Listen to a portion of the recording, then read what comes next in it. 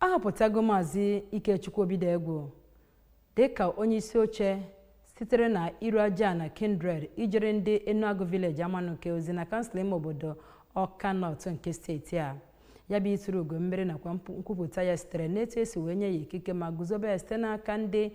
Ajana na ịgbaso iwu nakwa omenala nke ndị Enuagu Village bụ nke kepụtara na a ga na-atụgharị ọkwa ndu atụgharị n'etiti ogbe dịgasị iche iche n'obodo ahụ. Onye ọla ya bụ Chibụzọ Obidiegwu gara n'obodo ahụ wee wetara anyị akụkọ ahụ ka o si wee gaa.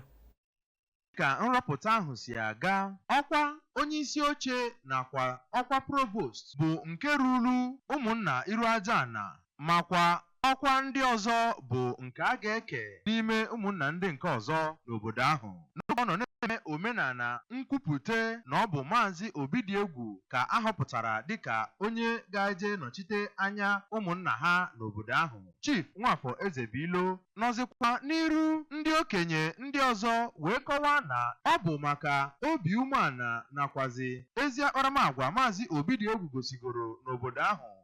ọ bụ ya kpatara ha ji wee tikọ aka ọnụ ma wepụta ya ma kwugwezie na ha kwenyere n'ime ya na ọ ga-eji ọkwa dịka onyeisi oche wee weta udo nakwazi ịdị n'otu n'ebe o metụtara mwulite obodo. N'okwu ya ngwa ngwa arọpụtachara ya, Maazi Obidiegwu kọwapụtara obi aṅụrị ya ka o si wee nwee iru ọma n'etiti ndị okenye ha bụ nke kpatara ha ji wee rọpụta ya ịnọchite anya ụmụnna ha ma kwekwezie nkwa na ọ gaghị agharịpụ ha ma ọ bụ gafie ụzọ kama na ọ ga-akwụdosi ike n'omenala obodo ha makwa chịa ọfụma.